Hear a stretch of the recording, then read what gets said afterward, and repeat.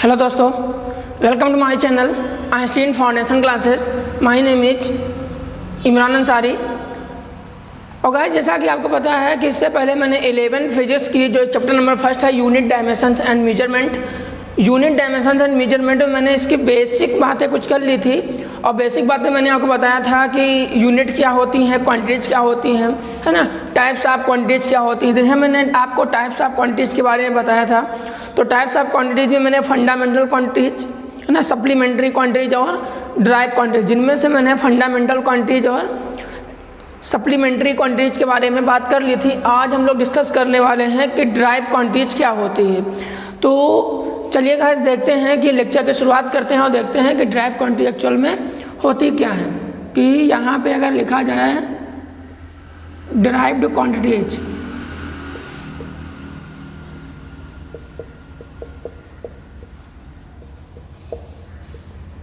ठीक है, तो ड्राइव क्वांटिटीज इनको हिंदी में बोला जाता है व्युत्पन्न राशियाँ, व्युत्पन्न राशियाँ। तो व्युत्पन्न राशि एक्चुअल में क्या होती हैं, अगर इनकी डेफिनेशन जानेंगे, मतलब ऐसी राशियाँ those quantities whose depend upon fundamental quantities is called derived quantities.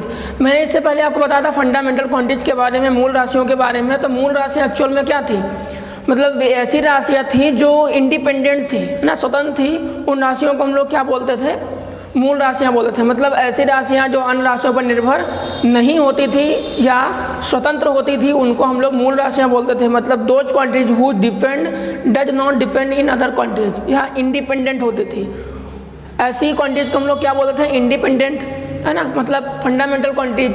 और ड्राइव्ड का मतलब देखो, ड्राइव्ड का मतलब यहाँ पे एक वर्ड आया है ड्राइव्ड, मतलब किसी से ड्राइव्ड होकर के आई होंगी। व्युत्पन्न, व्युत्पन्न का मतलब दूसरे से उत्पन्न, है ना, तो दूसरे से उत्पन्न हुई, दूसरे से किससे, फंडामेंटल क्वांटिटीज। तो इनकी हम लोग डेफिनेशन क्या लिख सकते हैं कि those quantities, those quantities whose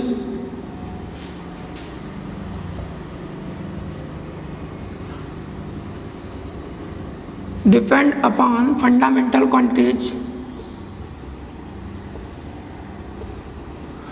fundamental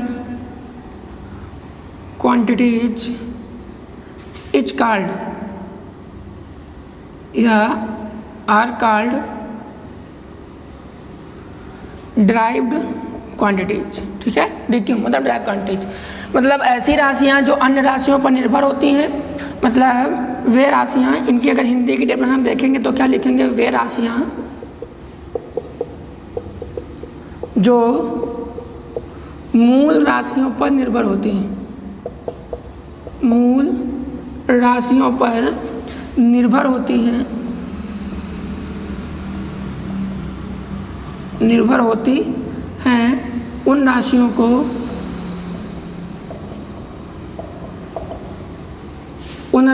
को व्युत्पन्न राशियाँ कहते हैं।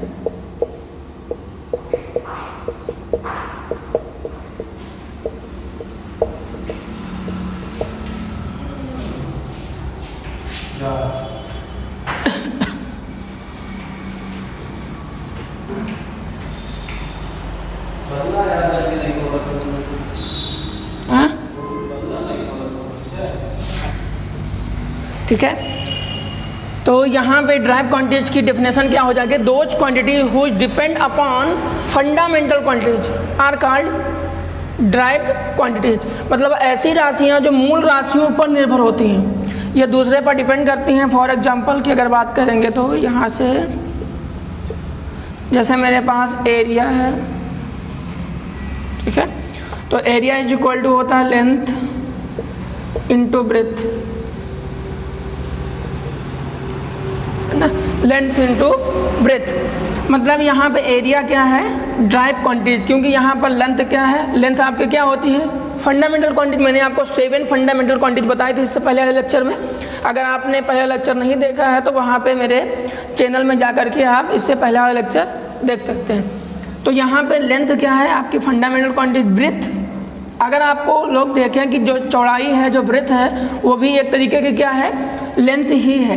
तो यहाँ पे ये भी लेंथ है और ये भी लेंथ है, ठीक है। तो इस तरीके से क्या हो जाएगा, यहाँ पे ये क्या हो जाएगी आपकी व्युत्पन्न राशि, मतलब ड्राइव क्वांटिटी हो जाएगी। मतलब ये फंडामेंटल क्वांटिटीज के ऊपर डिपेंड करती है। देखिए ये भी फंडामेंटल क्वांटिटीज और ये भी क्या है फंडामेंटल क्वांटिटी, दोनों मिलकर के क्या बनाई, एरिया बनाई। तो एरिया क्या बन गई आपकी, ड्राइव क्वांटिटीज बन गई। तो इस तरीके से ये ड्राइव क्वांटिटीज के ऊपर डिपेंड करती है। और जैसे वॉल्यूम हो गया आपका आयतन, तो आयतन क्या होता है, length into breadth into height. तो इस तरीके से ये क्या हो जाएगा इनका, तो ये इस तरीके से इनका बन जाएगा क्या, ये भी आपकी एक तरीके से क्या हो जाएगी, व्युत्पन्न राशि है, ड्राइव क्वांटिटीज हो जाएगी, है ना। जैसे फोर्स होता है तो फोर्स इक्वल टू क्या होता है, मास इंटू एक्सेलरेशन, है ना, मास इंटू एक्सेलरेशन। मतलब बल बराबर द्रव्यमान गुणे त्वरण, आप लोगों ने पढ़ा होगा। तो ये भी क्या है, मास आपके क्या होती है, फंडामेंटल क्वांटिटी होती है, आपने पीछे पढ़ा है। और तो इस तरीके से क्या होती है, जो फोर्स होता है मास के ऊपर डिपेंड करता है। तो इस तरीके से क्या हो गया, ये भी एक ड्राइव क्वांटिटीज बन गए। तो इस तरीके से जितने बहुत सारे एग्जांपल ले सकते हैं, वर्क हो गया, डेंसिटी हो गई, है ना, तो वो सारी के सारे क्या होंगी, ड्राइव क्वांटिटीज होंगी। तो आई होप आपको ड्राइव क्वांटिटीज क्लियर हो गई होगी। मैं एक बार रिपीट करके दे रहा हूँ। मेरा कहने का मतलब ये है कि वे राशियाँ जो अन्य राशियों पर या मूल राशियों पर निर्भर होती हैं, उन राशियों को व्युत्पन्न राशियाँ कहते हैं। और मैंने फॉर एग्जांपल आपको इस तरीके से बता दिया। गैस तो आज चलिए अब आगे बढ़ते हैं। और आगे आपका नेक्स्ट टॉपिक जो है वो सबसे अच्छा टॉपिक है। वो कौन सा है, डायमेंशंस, जिसका आप बहुत ज़्यादा यूज करने वाले हो पूरी फिजिक्स में। आप 12th तक पढ़ोगे तो वहाँ पर भी इनका यूज होने वाला है। तो चलिए हम लोग डायमेंशंस के बारे में बात कर लेते हैं। डायमेंशंस,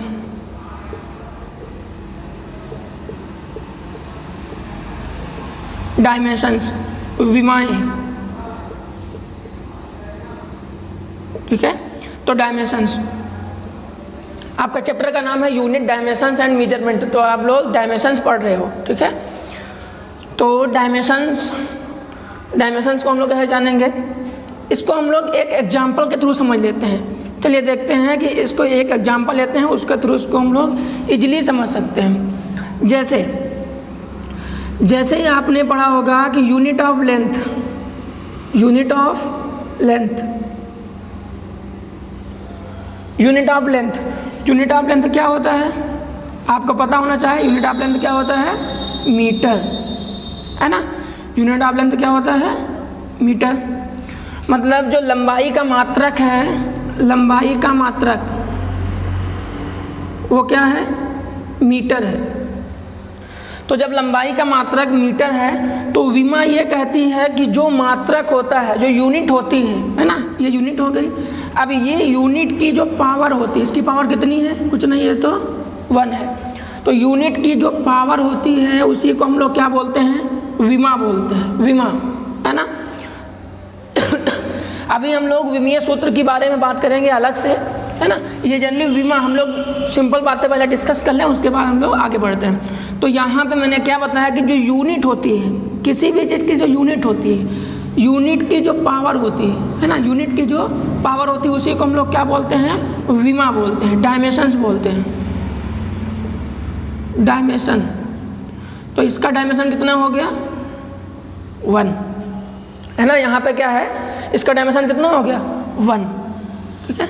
तो अगर आपसे कोई डेफिनेशन पूछे तो डेफिनेशन क्या बताओगे कि जो यूनिट होती है ना, यूनिट की जो पावर होती है उसी को हम लोग क्या बोलते हैं, डायमेंशंस बोलते हैं, है ना। मतलब जो मात्रक होता है, मात्रक की जो घात होती है उसी घात को हम लोग क्या बोलते हैं, विमा बोलते हैं, है ना। जैसे हम लोग एग्जांपल और बात करें, जैसे मेरे पास है velocity, unit of velocity, unit of velocity. तो वेलोसिटी की यूनिट क्या होती है, मीटर पर सेकेंड, है ना। वेग का मात्रा क्या होता है, मीटर पर सेकेंड। अब यहाँ पे देखिएगा, मीटर, मीटर किसका यूनिट है, लेंथ की यूनिट है। तो unit of length, unit of length, इसकी पावर कितनी है, कुछ नहीं है तो 1 हो गई।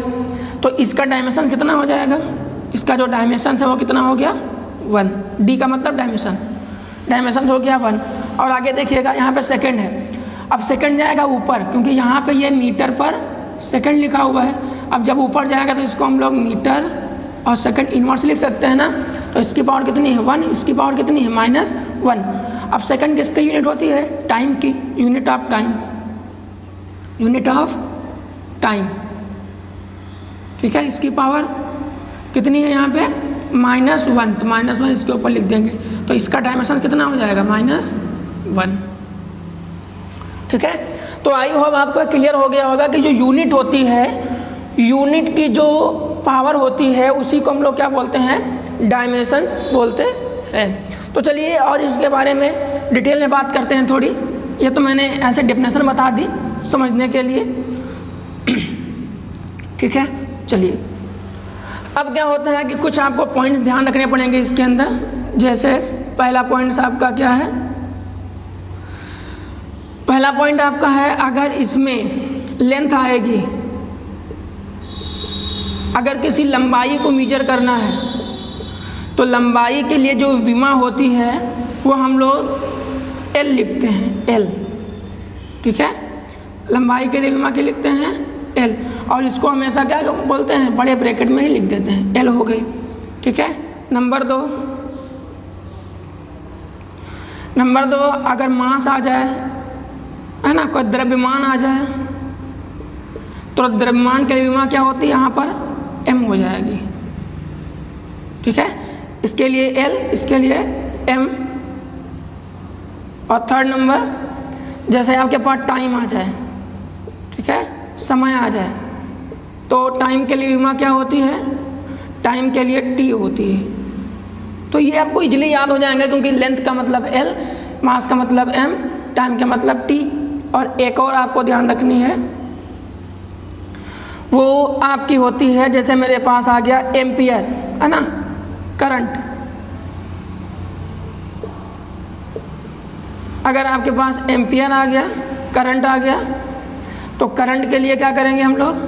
इसको हम लोग A से दिखाते हैं, ये हो गया। और एक और याद रख लो बस, आपके पास 5 से, जैसे आपके पास टेम्परेचर आ गया, तो टेम्परेचर के लिए विमा हम लोग दिखाते हैं थीटा से। ठीक है, यहाँ पे थीटा इसलिए इस तरीके से हम लोग बनाएंगे, क्योंकि यहाँ पर ऐसे बनाना है और यहाँ पे सांप बना देना है। ये देखो बन गया। ठीक है, तो ये आपको वो 5 चीज़ें ध्यान रखनी, इन्हीं से हम लोग सारे के सारे डायमेंशनल फार्मूले लिख सकते हैं। मतलब पहले लेंथ होती है, लेंथ का मतलब L से, मास का मतलब M से, टाइम का मतलब T से, एम्पियर का मतलब A से, टेम्परेचर का मतलब थीटा से। ठीक है, तो इस तरीके से हमें ये 5 चीज़ें ध्यान रखनी होंगी और यहीं पे हम लोग डायमेंशनल फार्मूला लिखते हैं। तो चलिए देखते हैं किस तरीका है डायमेंशनल फार्मूला लिखा जाता है, उसके बारे में बात कर लें। ठीक है, तो चलिए एग्जाम्पल लेते हैं और समझते हैं।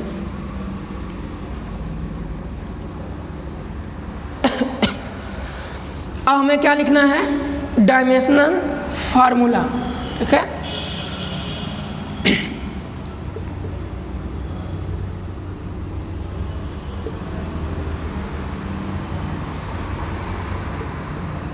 Dimensional formula.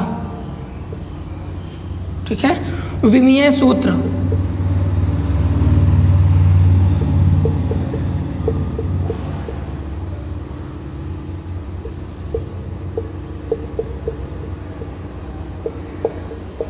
विमीय सूत्र तो विमीय सूत्र लिखना है, सॉरी। ठीक है, तो आपको क्या लिखना है? हम लोग बात करेंगे डायमेंशनल फार्मूले की। तो डायमेंशनल फार्मूला लिखने के लिए मैंने आपको 5 चीज़ें बताई, उसी तरीके से लिखेंगे। फॉर एग्जांपल, जैसे एग्जांपल लेते हैं और बात करते हैं। पहला जैसे मेरे पास लेंथ है ना, तो सबसे पहले तो हम लोग लिखेंगे कि लेंथ की यूनिट क्या होती है। तो लेंथ की यूनिट क्या होती है? मीटर, है ना। लेंथ की यूनिट क्या हो गई? मीटर हो गई। अब लेंथ की जो विमीय सूत्र लिखना होता है, डायमेंशनल फार्मूला लिखना होता है DF। इसको हम लोग शॉर्ट फॉर्म में DF बोलते हैं। DF लिख लिया मैंने। डायमेंशनल फार्मूला लेंथ है, तो लेंथ को मैंने आपको बताया था किससे लिखेंगे? L से। तो ये क्या हो गए? इसके डायमेंशंस हो गए। सेकंड नंबर, जैसे मेरे पास क्या है? Area. Area is equal to क्या होता है, लेंथ इंटू ब्रेथ। अब ज़रा देखिए कि यहाँ पर लेंथ जो होती है, लेंथ को किसमें मेजर करते हैं, मीटर में, ब्रेथ को किसमें मेजर करते हैं, मीटर में क्योंकि यहाँ पर लंबाई को भी मीटर में, चौड़ाई को भी मीटर में। तो मीटर इंटू मीटर कितना हो गया, मीटर स्क्वायर, है ना। अब यहाँ पर मीटर मतलब मैंने मीटर का कितना है, एल लेंथ है ना ये, तो लेंथ यहाँ पर भी कितना हो जाएगा, एल, और स्क्वायर लगा हुआ है तो स्क्वायर, एल स्क्वायर। तो ये हो गया आपका एरिया का डायमेंशन। नंबर 3, अगर मेरे पास क्या है, वॉल्यूम है ना। वॉल्यूम आयतन क्या होता है, length into breadth into height. अब लेंथ किसमें मेजर करेंगे हम लोग, किसी चीज़ की अगर लंबाई को मेजर करना किसमें मेजर करेंगे, मीटर में, चौड़ाई को भी मीटर में, ऊंचाई को भी मीटर में। तो metre into metre into metre कितना हो गया, मीटर क्यूब बन गया सॉरी तो मीटर इंटू मीटर कितना हो गया, मीटर क्यूब। मीटर क्यूब का मतलब, एम का मतलब किससे हो गया, एल से, और इसका क्यूब। तो ये हो गया किसका, वॉल्यूम का डायमेंशंस, ठीक है। और आगे बात कर लें, जैसे नंबर 4 पे आते हैं, है ना। जैसे मेरे पास है वेलोसिटी, क्या है, वेलोसिटी, है ना। तो वेलोसिटी क्या होती है, आपको पता होना चाहिए, फार्मूला क्या होता है, velocity is equal to distance upon time या displacement upon time, displacement upon time. मतलब फार्मूला क्या होता है, v is equal to displacement को मान लिया मैंने d है या s मान लिया, d मान लिया, अपॉन में t लिख दिया, तो v is equal to d by T. अब जरा देखो अब अगर इसकी हमें यूनिट निकालनी होगी तो देखिए यहाँ पे हम लोग साथ साथ में यूनिट भी पढ़ रहे हैं और डायमेंशन भी निकाल रहे हैं। तो यूनिट क्या होगी इसकी, जरा देखिए, यूनिट डिस्टेंस या डिस्प्लेसमेंट मतलब विस्थापन एक तरीके का क्या है, दूरी ही है, दूरी बटे समय। तो दूरी किस में मेजर करेंगे हम लोग, मीटर में। और टाइम है, टाइम किस में होता है, ऑलवेज सेकंड में मेजर करते हैं। तो मीटर पर सेकंड किसकी यूनिट बन गई, वेलोसिटी की। अब इसका हम लोग क्या लिखेंगे, डी एफ, डायमेंशनल फॉर्मूला लिखेंगे। कैसे लिखेंगे, मीटर डिस्टेंस के लिए, दूरी के लिए कितना हो जाता है, एल मतलब लेंथ, ये हो गया, अपॉन नीचे जरा देखिए सेकंड है, टाइम है, टाइम के लिए क्या लिखते हैं, टी लिखते हैं, और ये जाएगा ऊपर, इसकी पावर कितनी है, प्लस की 1, ऊपर जाएगी तो माइनस की 1, तो एल टी माइनस 1, यह हो गया डायमेंशनल फार्मूला वेलोसिटी का, ठीक है। तो और आगे देखते हैं, जैसे 5 नंबर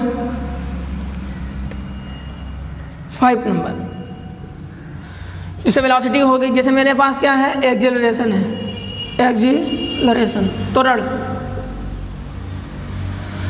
इक्वल टू क्या होता है, change in velocity, change in velocity upon time interval, है ना, यही तो होता है। मतलब त्वरण बराबर वेग परिवर्तन बटे समय अंतराल। त्वरण किसे लिखते हैं, ए से, ए इज इक्वल टू वेलोसिटी क्या होती है, डेल्टा वी लिख सकते हैं इसको। डेल्टा वी क्यों लिखा मैंने, चेंज इन है, मतलब इसमें परिवर्तन हो रहा है। जब भी कोई चेंजेस आएगा तो वहाँ पे डेल्टा दिखाते हैं, अपॉन में डेल्टा टी। तो ए इज इक्वल टू क्या होता है, delta we by delta T. अब यहाँ पे इसकी डायमेंशन निकालनी होगी। सबसे पहले यूनिट निकाल लेते हैं, यूनिट।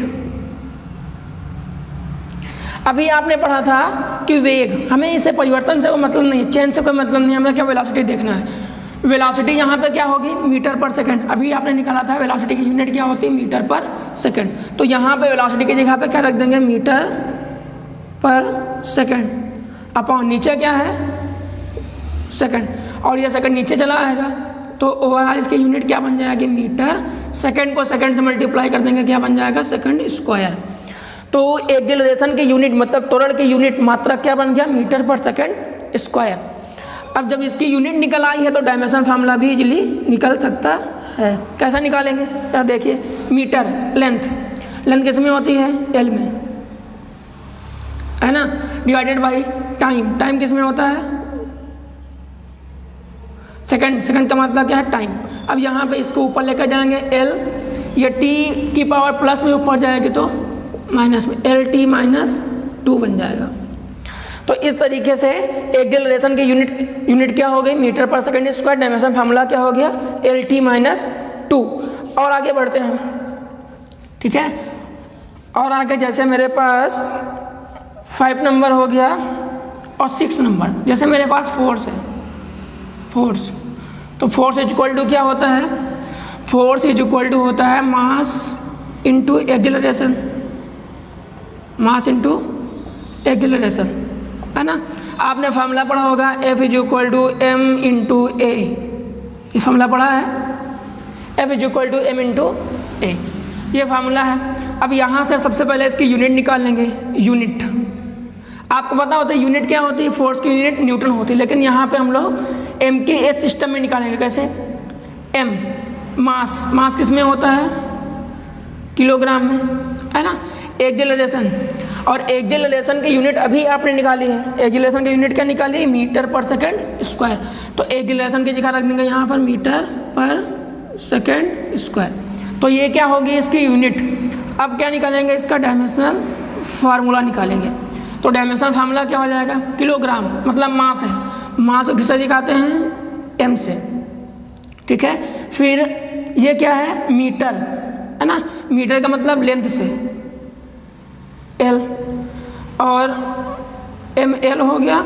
नीचे देखिए यहाँ पर टाइम है, टाइम के लिए टी दिखाते हैं, स्क्वायर लगाए तो स्क्वायर लगा देते हैं, ठीक है। ये ऊपर जाएगा तो एम एल ऐसे लिखा ही हुआ है, ये पावर प्लस की ऊपर जाएगी तो माइनस की, एम एल टी माइनस 2। तो ये क्या हो गया? इसका डायमेंशनल फार्मूला, ठीक है। आप चाहते तो सीधे यहीं से निकाल सकते थे, जरा देखिए, आप चाहते तो सीधे यहीं से निकाल सकते थे। कैसे? तो मास की पता है आपको, एम होती है, ठीक है, ये पता है आपको, एम होती है। और अभी एक्सेलरेशन की आपने निकाली थी, क्या निकाली थी? L T minus 2। तो एक्सेलरेशन की जगह पे एल टी माइनस 2 रख देते, तो ओवरऑल देखो यहाँ से आ गई आपकी एम एल टी माइनस 2, वही तो है, ठीक है। तो इस तरीके से आप लोग सीधे भी निकाल सकते हैं। अगर आप ये लोग यूनिट के हिसाब से निकालना चाहते हैं तो यूनिट के हिसाब से इस तरीके से निकाल सकते हैं, ठीक है। तो इस तरीके से बहुत सारे हम लोग निकाल सकते हैं। जैसे और मैं कुछ बात कर लूँ, जैसे मेरे पास क्या है? वर्क। वर्क इक्वल टू क्या होता है? Force into displacement, force into displacement, मतलब कार्य बराबर बल गुणे विस्थापन, ये तो होता है। तो फार्मूला क्या होता है? W is equal to F into S, ये होता है ना। यहाँ से अगर यूनिट निकालना चाहें तो यूनिट क्या हो जाएगी? आपको पता है कि वर्क की यूनिट जूल होती है, लेकिन जूल के अलावा क्या होती है उसको ज़रा देखेंगे। अभी आपने फोर्स की यूनिट लिखी थी, फोर्स की यूनिट क्या लिखी थी? किलोग्राम मीटर पर सेकंड स्क्वायर, ठीक है, किलोग्राम मीटर पर सेकंड स्क्वायर, जी आपने अभी लिखी थी। इनटू एस क्या है? डिस्प्लेसमेंट है। डिस्प्लेसमेंट का मतलब विस्थापन। विस्थापन एक तरीके क्या होती है? दूरी होती है, लेंथ होती है। लंबाई, तो लंबाई किस में मापते हैं हम लोग? मीटर में। तो ओवरऑल इसकी यूनिट क्या बन जाएगी? किलोग्राम। मीटर को मीटर से मल्टीप्लाई करेंगे, मीटर स्क्वायर, और नीचे क्या है? Second square. तो अगर सेकंड को ऊपर लेकर जाएंगे तो सेकंड की पावर माइनस 2, ऐसा लिख सकते हैं। अब इससे हम लोग इजीली डायमेंशनल फार्मूला फाइंड कर सकते हैं। कैसे? किलोग्राम एम मास के लिए, फिर मीटर स्क्वायर मतलब length, L square, time T minus 2, देखा निकला यहाँ से, ठीक है। तो इस तरीके से यहाँ से निकाल सकते हैं, और आप चाहो तो यहाँ से भी निकाल सकते थे। आपको पता थी कि यहाँ फोर्स की यूनिट क्या हो, फोर्स का डायमेंशन फार्मूला क्या होता है? एम एल टी माइनस 2 होता है, ये होता है। ये यहाँ पे एस क्या है? डिस्प्लेसमेंट, टाइम मतलब लेंथ है, ये देखिए। तो ओवरऑल यहाँ पे क्या हो जाएगी? एल को एल से मल्टीप्लाई करेंगे, एल स्क्वायर और टी माइनस 2, ये देखो बन गया। तो चाहे आप वहाँ से निकाल लो चाहे यहाँ से निकाल लो, क्योंकि अगर आप यहाँ से निकालोगे तो आपको यूनिट भी मिल जाएगी और वहाँ से निकालोगे तो आपको केवल डायमेंशन फार्मूला ही मिलेगा। ठीक है, तो ये वर्क हो गया। वर्क की हम लोग इस तरीके का डायमेंशन फार्मूला निकाल सकते हैं, ये हो गया। उसके बाद अगर वर्क के अलावा अगर डेंसिटी देख लें, डेंसिटी है ना, घनत्व, तो डेंसिटी इक्वल टू क्या होता है, mass upon volume. Mass upon volume मतलब द्रव्यमान बटे आयतन। तो द्रव्यमान बटे आयतन फार्मूला क्या होता है, D is equal to M by V, ये फार्मूला हो गया। अब यूनिट निकाल लो इसकी, यूनिट, तो यूनिट क्या हो जाएगी, मास। मास किस में होता है, मास किस में होता है, किलोग्राम में, ये हो गया। वॉल्यूम किस में हो गया, वॉल्यूम आयतन है ना, आयतन क्या अभी आपने निकाला था क्या होता है, मीटर क्यूब होती, तो इसकी यूनिट क्या हो गया, किलोग्राम पर मीटर क्यूब। डायमेंशन फार्मूला क्या हो जाएगा, यहीं से लिख लेते हैं। किलोग्राम के लिए क्या लिखते हैं हम लोग, मास के लिए एम, यह हो गया, अपॉन मीटर क्यूब है ना, मीटर क्यूब के लिए मतलब एल क्यूब, पीछे पढ़ चुके हो भैया आप लोग, ये ऊपर जाएगा तो एम पावर प्लस की ऊपर जाएगी तो माइनस की, एम एल माइनस 3। तो इस तरीके से क्या होता है, ये डायमेंशन फार्मूला हम लोग यहाँ से लिख सकते हैं। तो आई होप आपको ये क्लियर हो गया होगा कि हम लोग किसी चीज़ का डायमेंशन फार्मूला कैसे लिखते हैं। तो बस आपको डायमेंशन फार्मूले में क्या चीज़ ध्यान रखनी है, मैंने आपको बताया था केवल वही जो शुरुआत में मैंने आपको 5 पॉइंट्स बताए थे, उन्हीं 5 पॉइंट्स को अगर ध्यान रखना है तो आपको ईजिली आप लोग वहाँ से डायमेंशन फार्मूला किसी का भी निकाल सकते हैं। ठीक है, तो आई होप आपको डायमेंशन फार्मूला का जो सिस्टम है वो क्लियर हो गया होगा। अब इसके बाद हम लोग क्या करते हैं कि इसके बाद हम लोग पढ़ते हैं कि डायमेंशन फार्मूला के कुछ एप्लीकेशंस होते हैं। ठीक है, तो इनके कुछ एप्लीकेशंस हैं, कुछ अनुप्रयोग हैं, उन अनुप्रयोग को जरा देखते हैं। ठीक है, तो अब आपके जो सिस्टम है वो क्या है, एप्लीकेशन ऑफ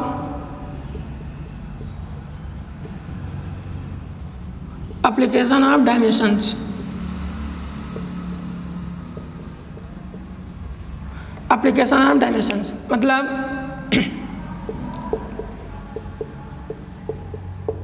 विमाओं के अनुप्रयोग, इनका यूज कहाँ कहाँ पे होता है उनको हम लोग पढ़ने वाले हैं, कि कहाँ कहाँ पे इनका हम लोग यूज करेंगे।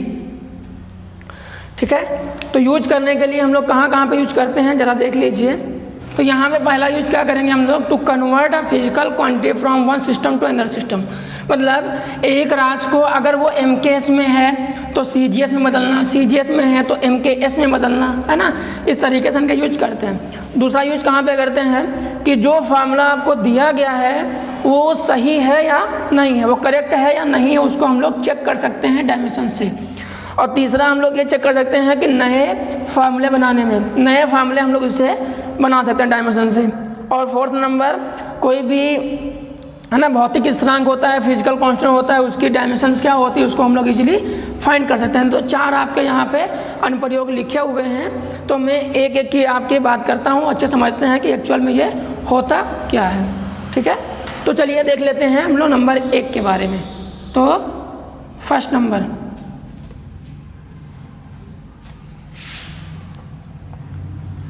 ठीक है, तो फर्स्ट आपका क्या है, to convert a physical quantity from one system to another system. तो इसको थोड़ा सा आप लोग अच्छे से देखिएगा, क्या है यहाँ पे। मान लिया कि कोई एक यूनिट है ना, कोई एक क्वांटिटी है जिसके लिए आपका क्या कोई फिजिकल क्वांटिटी है। ठीक है, कोई एक क्या है, फिजिकल क्वांटिटी है, मतलब भौतिक राशि है, उसके पास क्या है, उनके जो मैग्नीट्यूड हैं है ना, वो N1 है और N2 है। ये क्या है, इनके मैग्नीट्यूड,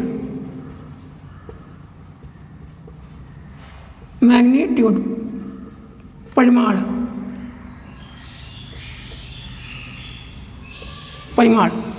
N1 N2 क्या है, उसके परिमाण है। और उसी के U1 और U2 ये क्या है, उनकी यूनिट्स हैं। ठीक है। n1 n2 क्या है, मैग्नीट्यूड हो गया, और u1 u2 क्या हो गया, उनकी यूनिट हो गया। हम लोग पीछे भी डिस्कस करे हैं जब मैंने आपको फिजिकल क्वांटिटी पढ़ाई थी, तो उसमें मैंने आपको बताया भी था। अब बेसिकली क्या होता है कि जो फिजिकल क्वांटिटी होती है, जो फिजिकल क्वांटिटी होती है वो क्या होती है, मैंने पीछे पढ़ाया था n इंटू यू, है ना, n इंटू यू। अब अगर यहाँ पे फिजिकल क्वांटिटी इनके पास दो है, n1 n2 इनके मैग्नीट्यूड हो गए, u1 u2 क्या हो गए, उनकी यूनिट हो गई, मात्रक हो गए, ठीक है। तो हम लोग इनको ऐसा भी लिख सकते हैं कि यहाँ फिजिकल क्वांटिटी है, तो इनको हम लोग, मैं ज़रा इधर लिखे दे रहा हूँ, इनको हम लोग ऐसे भी लिख सकते हैं n1 into u1 is equal to n2 into u2, ठीक है। ये रिलेशन, आपको ये रिलेशन ध्यान रखना है। n1 इंटू u1 मतलब यहाँ पे सॉरी ये कांस्टेंट टर्म है n into U, n1 u1 is equal to n2 u2, ठीक है। तो n1 आपका इनका परिमाण हो जाएगा। तो ज़रा देखिए कि अगर यहाँ पर u1 क्या है, मात्रक है, यूनिट है, अगर इस यूनिट के डायमेंशन से लिखे जाए, मैंने क्या मान लिया, मैंने यहाँ पे मान लिया कि इनकी जो यूनिट्स है वो है m1 और इसकी पावर a,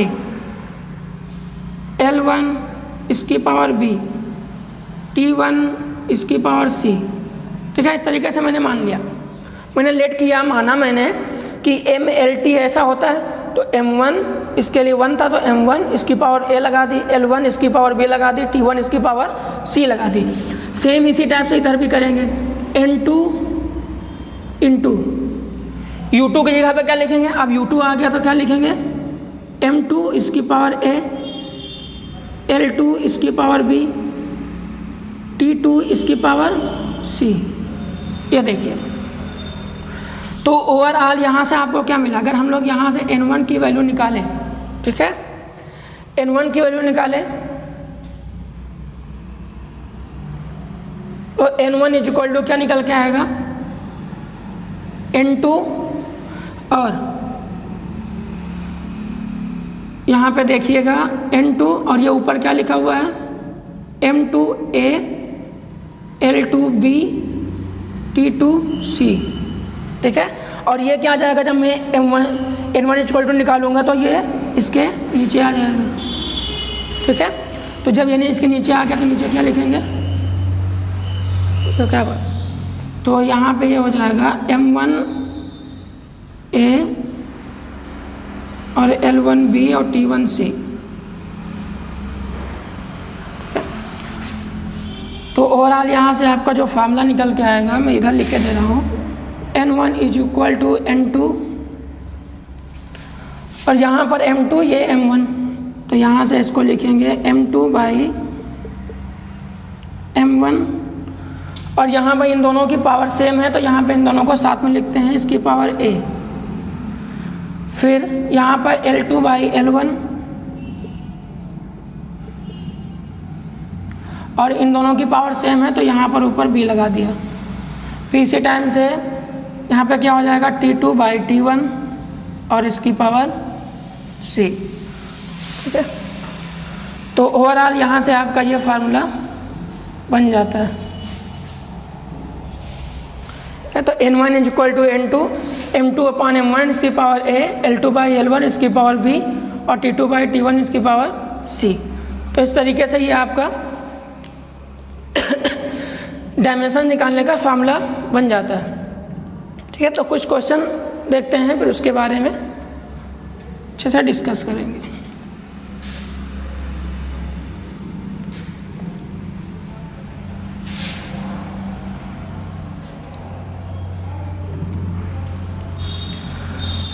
देखिए एग्जाम्पल समझ लेते हैं। तो एग्जाम्पल आपके पास क्या है, जैसे आपके पास g है, यह दिया गया है आपको 10 मीटर पर सेकंड स्क्वायर, तो 10 मीटर पर सेकंड स्क्वायर ये आपको गिवन है वैल्यू। अब आपसे बोला गया कि मीटर पर सेकंड स्क्वायर में है और इसको तुम्हें कन्वर्ट करना है सेंटीमीटर पर सेकंड स्क्वायर में, कि सेंटीमीटर पर सेकंड स्क्वायर में जी की वैल्यू कितनी होगी। तो हम लोग इसको ज़रा चेक करते हैं, कैसे चेक करेंगे, तो कन्वर्ट कैसे करेंगे उसको ज़रा देख लेते हैं। अब यहाँ पे क्या हो जाएगा, सबसे पहले इसकी हम लोग डायमेंशनल फार्मूला निकाल लेते हैं। तो इसका डायमेंशनल फार्मूला कितना हो जाएगा, मीटर पर सेकंड स्क्वायर है, तो मीटर पर सेकंड स्क्वायर का मतलब मीटर के लिए क्या लिखते हैं एल, और ये टाइम के लिए क्या लिखते हैं टी, है ना। तो ये ऊपर जाएगा, ये टी स्क्वायर है, यहाँ पे क्या हो जाएगा टी की स्क्वायर, ये ऊपर जाएगा तो इसकी पावर कितनी हो जाएगा टी माइनस टू, तो एल टी माइनस टू, ये इसका हो गया डायमेंशनल फार्मूला। अब ये तो डायमेंशनल फार्मूला हो गया। फिर यहाँ पे जो वैल्यू दी रहती है इसको हम लोग मान लेते हैं n1 है, n1 इक्वल टू कितना हो गया 10, ये हो गया, ठीक है। अब हम लोग क्या लिखते हैं कि फार्मूला क्या होता है आपके पास, फार्मूला ये होता है n2 is equal to n1, ठीक है, m1 बाई m2 इसकी power a, l1 by l2 इसकी पावर b, और t1 बाई t2 इसकी पावर c। ये आपके पास फार्मूला है। अब इस फार्मूले में वैल्यूज को हम लोग पुट कर देते हैं। अब जरा देखिए, तो n2 is equal to n1 की वैल्यू कितनी है 10, ये रख दिया। यहाँ पर m तो कहीं पर है ही नहीं, तो m को ऐसे रख दो, m1 m2, और इसकी पावर यहाँ पर m है ही नहीं, तो इसकी पावर कितनी हो गई 0 मान लेते हैं, जब है होता नहीं तो इसकी पावर 0, L1 बाई L2, और इसकी पावर कितनी है, B का मतलब क्या होता है इसकी पावर से, पावर कितनी है इसकी 1, तो इसकी पावर लगा दिया 1। फिर T1 बाई T2, और C कितनी है पावर इसकी -2। तो यहाँ तक आपको क्लियर हुआ। फिर आगे हम लोग बढ़ते हैं, आगे क्या हो जाएगा n2 इज इक्वल टू 10। अब देखो m1 बाई m2 है, m1 बाई m2 है, इसकी पावर कितनी है 0, किसी की पावर 0 होती है तो इसकी वैल्यू कितनी हो जाती है 1, ये इसकी वैल्यू 1 हो गई। L1, अब L1 क्या रखेंगे, लेंथ है। अब किस में दी गई है, मीटर पर सेकंड में, जिसमें दी गई होती है उसको हम लोग हमेशा L1 T1 M1 मानते हैं, जो दी गई रहती है। तो ये लेंथ है, लेंथ किस में हो गई मीटर में, तो ये हो गई मीटर, अपॉन निकालना किस में है सेंटीमीटर में, तो जिसमें निकालना होता है उसको हम लोग नीचे रख देते हैं सेंटीमीटर, उसकी पावर कितनी हो गई 1। फिर टाइम देखो यहाँ पे कितने हैं सेकंड में, और निकालना भी किस में है सेकंड में, और इसकी पावर कितनी हो गई -2। तो आगे सॉल्व करते हैं, तो यहाँ पे कितना हो जाएगा n2 is equal to 10, n2 is equal to 10।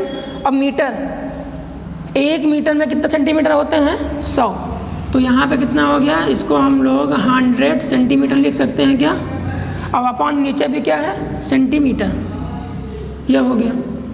फिर यहाँ पे सेकंड और सेकंड है, यहाँ पे भी क्या है सेकंड, नीचे भी क्या है सेकंड, इसकी पावर क्या है -2, और इसकी पावर कितनी थी 1। तो यहाँ पे सेंटीमीटर सेंटीमीटर कैंसिल हो गया, सेकंड से सेकंड कैंसिल हो गया, तो बचा क्या आपके पास n2 is equal to 10 into 100 की पावर 1 कितना हो गया, ये तो 100 हो जाएगा, और इंटू 1 की पावर कितनी आ गई -2, ठीक है। यहाँ पे कितना बचा 1 बचा, तो 1 की पावर -2, तो फाइनली आपके पास आएगा क्या, ये हो गया आपके पास 10, ये हो गया 1000, और किसी की पावर 1 होती है, 1 की पावर कोई भी लगा दें उसकी वैल्यू तो हमेशा 1 ही आएगी। तो ये किस में कन्वर्ट हो गया सेंटीमीटर पर सेकेंड स्क्वायर। तो ग्रेविटी की वैल्यू है ना, तो ग्रेविटी की वैल्यू जी की वैल्यू मीटर पर सेंटीमीटर पर सेकेंड स्क्वायर में कितनी होती है 1000 सेंटीमीटर पर सेकेंड स्क्वायर, ठीक है।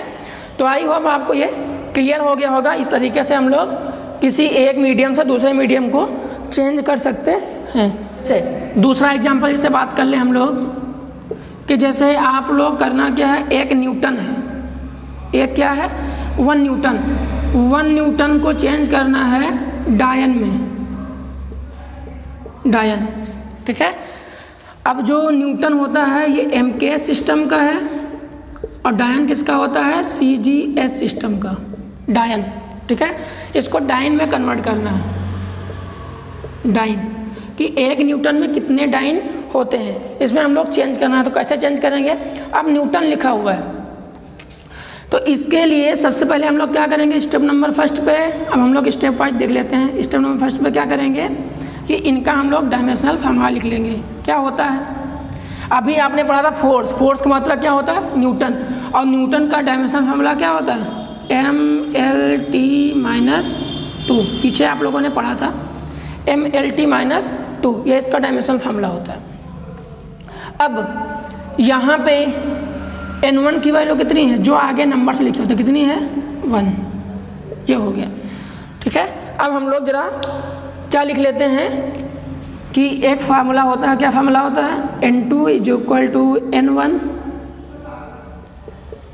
M1/M2 इसकी पावर कितनी हो गई, A, L1/L2 इसकी पावर कितनी हो गई, B, T1/T2 इसकी पावर कितनी हो गई, C।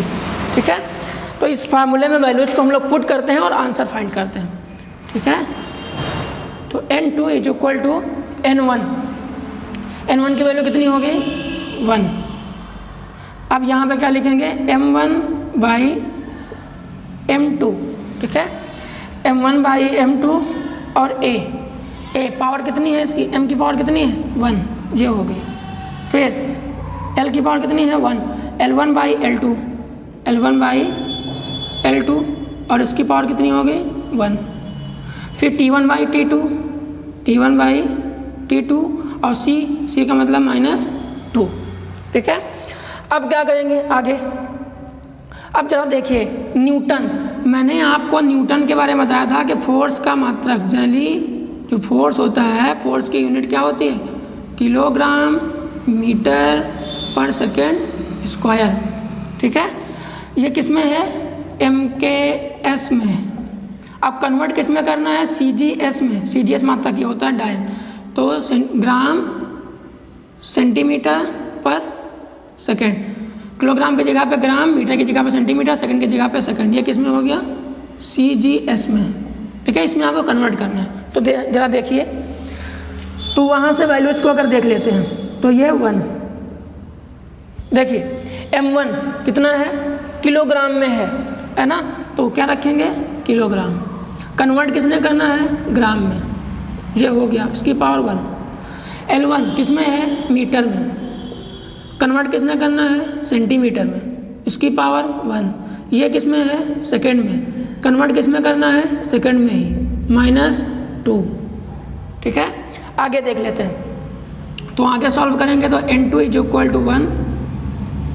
ठीक है, अब 1 किलोग्राम में कितने ग्राम होते हैं, 1000 ग्राम, तो इसको क्या लिख लेंगे हम लोग, 1000 ग्राम बटे नीचे भी क्या है, ग्राम, ये हो गया। मीटर की जगह पे क्या आ जाएगा, 1 मीटर में कितने सेंटीमीटर, 100 सेंटीमीटर, तो ये 100 सेंटीमीटर अपॉन सेंटीमीटर, ये हो गया। फिर सेकंड की जगह पे तो सेकंड है ही, तो ये सेकंड/सेकंड इसकी पावर -2। ठीक है, ग्राम से ग्राम क्या हो गया, कैंसिल हो गया, सेंटीमीटर सेंटीमीटर कैंसिल हो गया, सेकंड से सेकंड कैंसिल हो गया, तो ये क्या आ जाएगा, N2 = 1। ठीक है, M, फिर आगे क्या करेंगे, यहाँ पे कितना आ गया, इंटू में 1000। ठीक है, और यहाँ पर 100। ठीक है, और इसकी पावर कितनी हो गई, 1 की पावर -2, तो ये तो वही रहता है। तो N2 = कितना हो गया, यहाँ पे ज़रा देखिए, 1 2 3 4 5 0, क्योंकि 3 इसके 2 इसके, उसकी पावर -2 है तो उसकी पावर हमेशा 1 हो जाएगी इसकी वैल्यू। तो फाइनली क्या आएगी, N2 = इसको हम लोग क्या 10 की पावर 5 लिख सकते हैं। ठीक है, 10 की पावर 5। ठीक है, तो यहाँ पे हम लोग क्या बोल सकते हैं कि 1 न्यूटन कितने के बराबर होता है, 10 की पावर 5 डायन। ठीक है, 10 की पावर 5 निकल के आया, तो ये इनके बीच रिलेशन होता है। तो आई होप ये आपको क्लियर हो गया होगा कि इस तरीके से आपको क्वेश्चन करना होता है कि सबसे पहले आप लोग क्या करेंगे कि जो भी दिया गया होगा उसकी हम लोग क्या निकाल लेंगे, डायमेंशन ऑफ फार्मूला निकाल लेंगे। अब किस में कन्वर्ट करना उसको भी देखना होगा, यह देख लेते हैं, ठीक है। अब यहाँ पर जो वैल्यू दी गई होती है उसको हम लोग n1 मान लेते हैं। अब आपके पास फॉर्मूला पता होता है n1 n2 equal to n1 m1 by m2 a l1 by l2 की power b t1 by t2 की पावर c। n2 बराबर n1 जो वैल्यू दी रही होती है उसको यहाँ पर रख देते हैं। फिर m1 बाई m2 a का मतलब उसकी पावर से, पावर कितनी है m की पावर 1, l1 बाई l2 इसकी पावर कितनी है 1, ये लगा दिया 1, t1 बाई t2 c का मतलब क्या हो गया -2, ये हो गया -2। फिर n2 इज इक्वल टू 1। अब देखो यहाँ पर क्या हुआ था कि न्यूटन का मतलब क्या होता है, किलोग्राम मीटर पर सेकंड स्क्वायर। तो किलोग्राम है ना, जो दिया गया होता है उसको ऊपर रखते हैं, किलोग्राम जिसमें कन्वर्ट करना होता है उसको नीचे, ग्राम। फिर m है लेंथ का मतलब मीटर में, निकालना किस में है, सेंटीमीटर में। ये देखो t मतलब सेकंड में था और सेकंड में ही लेके आना था, ये हो गया। n2 इज इक्वल टू फिर 1। अब 1 किलोग्राम में कितने ग्राम होते हैं, 1000 ग्राम, तो 1000 ग्राम बटे ग्राम। फिर 1 मीटर में कितना सेंटीमीटर, 100 सेंटीमीटर, तो 100 सेंटीमीटर बटे सेंटीमीटर। सेकंड बटे सेकंड, तो सेकंड कैंसिल हो गया, ये आ गया। अब ग्राम से gram cancel, centimetre cancel, second से सेकंड कैंसिल, तो फाइनली क्या आया 1 इंटू 1000 और यहाँ पर 100 और इसकी पावर 1 की पावर -2। तो n2 इज इक्वल टू ये 1 मल्टीप्लाई करेंगे, इसकी 1 की पावर -2 है तो इसकी वैल्यू हमेशा 1 ही आएगी, है ना। तो ये 10 की पावर 5 लिख सकते हैं। तो 1 न्यूटन कितने के बराबर होता है, 10 की पावर 5 डायन के बराबर होता है। तो इस तरीके से हम लोग ये समझ सकते हैं। एक और हम लोग कर लेते हैं जिससे आपको और इजीली चीज़ें क्लियर हो जाएं, ठीक है। जैसे वेलोसिटी ऑफ या speed of light in air, speed of light in air कितनी होती है, 332 मीटर पर सेकेंड, ठीक है। मतलब स्पीड ऑफ लाइट, प्रकाश के चाल, वायु में प्रकाश के चाल, तो वायु में प्रकाश की चाल कितनी होती है, 332 मीटर पर सेकेंड, ये है। अब आपसे बोला गया है कि इसी को हमें कन्वर्ट करना है सेंटीमीटर पर सेकंड में, सेंटीमीटर पर सेकंड में, मतलब MKS में दिया गया सेंटीमीटर, हमें CGS में कन्वर्ट करना है। अब कैसे करेंगे, तो कैसे करने के लिए हमेशा सबसे पहले क्या करते हैं हम लोग, क्या करेंगे, सबसे पहले हम लोग डायमेंशनल फार्मूला लिख लेते हैं।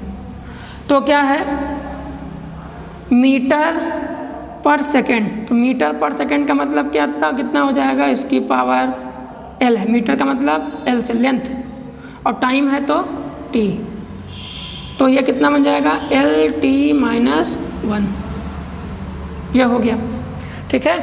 और देखो और क्या है, N1 की वैल्यू कितनी दी गई है, यहाँ पे देखो N1 की वैल्यू कितनी दी गई है, 332।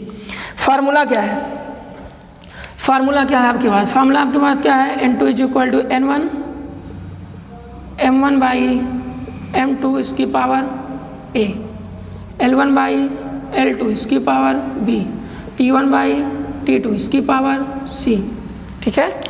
तो ये फटाफट से यहाँ पे वैल्यू पुट कर देते हैं। n2 is equal to n1 की वैल्यू कितनी है, 332, ये हो गया। m1 बाई m2, अब यहाँ पर m है ही नहीं तो इसकी पावर कितनी, 0, l बाई l2, b की वैल्यू कितनी है, 1, l1 की पावर कितनी है, 1, t1 बाई t2, तो t1 बाई t2, c कितना है, -1, ठीक है। चलो कन्वर्ट कर देते हैं फटाफट से। n2 is equal to 332, m किस में दिया गया है, m है ही नहीं, m है ही नहीं तो यहाँ पे कितना है, 0, l1 लेंथ किस में है, मीटर में, कन्वर्ट किस में करना, सेंटीमीटर में, पावर कितनी, 1, ये भी किस में, सेकंड में, ये भी किस में, सेकंड में, पावर कितनी, -1, ठीक है। चलो देखते हैं। तो n2 इज इक्वल टू 332, ठीक है।